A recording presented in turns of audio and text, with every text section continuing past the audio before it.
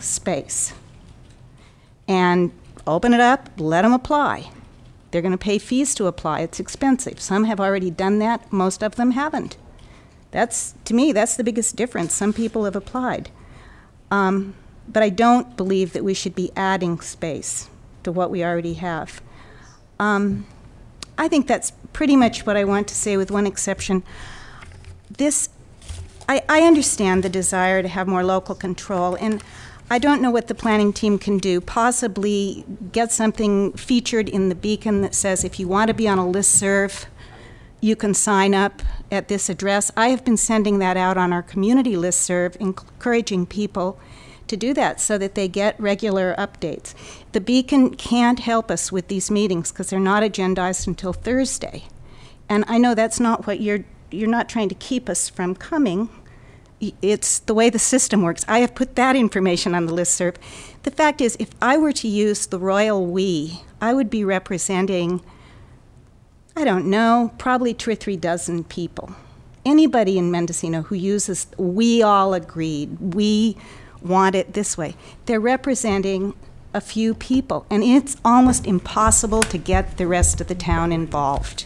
But I think it would be wise. That would kind of address these issues of we're not getting notified.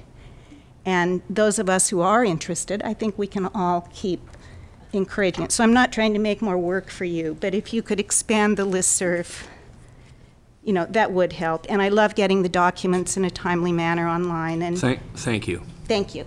Okay, I've got to step out. I've got an important call I got to receive. I'm going to turn it over to Ken. I'll be back no later than 3 to 5 minutes.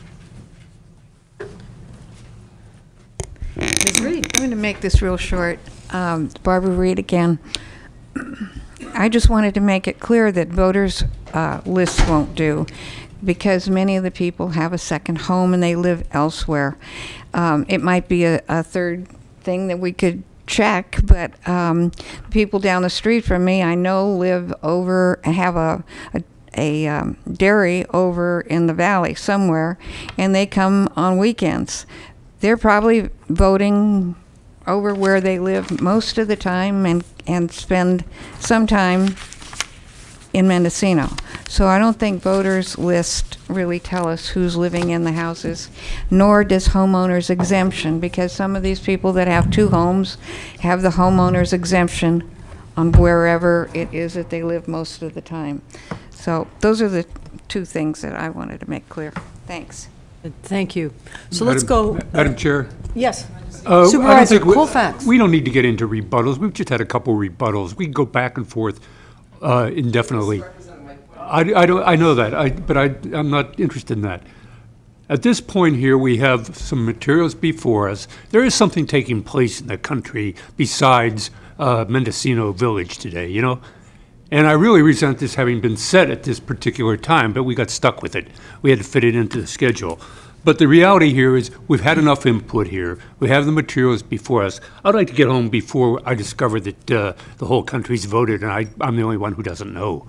But the reality here is I would like to move to getting an opinion of the 3 supervisors who are currently left standing here to give staff direction. And I would propose that we give staff direction to take each and every one of these items and go forward with them, taking the information that has been provided by these very much involved and very helpful people, and come back and we go to the next step, because this is not going to be resolved in 1 more meeting or 2 more meetings.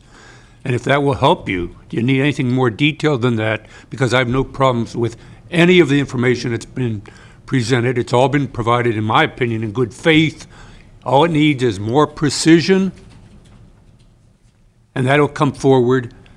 Staff goes forward with this, and we move in the direction of utilizing community resources more effectively, and we get our people over to the village of Mendocino and do a walk around with Ed O'Brien and with Mary and with anybody else who would like to join the field trip that day. And I'm out of here. I'm declaring the 4:30 rule, because I've got 1 hour to get to Boonville where I can turn on a TV. And they said it's all over, Colfax.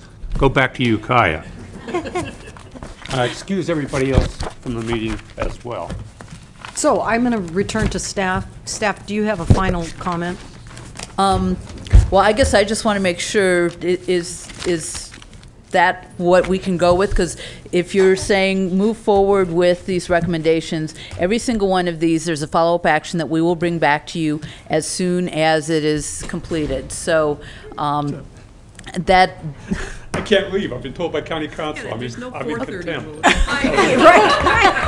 Thank you. I was trying to talk faster and faster and faster. It was like, oh my God. Anyway. Off agenda item. There are other things that I would say if there were more time, but I will. What it would be useful for staff is if you could give us direction to follow up on these recommendations. For example, recommendation number 1, you say, go with that. What we're going to bring back to you is the proposed agreement between the county and MCCSD about how we align the categories, how we verify the data, etc. So that's an example. You're Yes, not wanting us to yes. go through each of these, are you? No, No, I'm I just, was going to say you're torturing us now. no,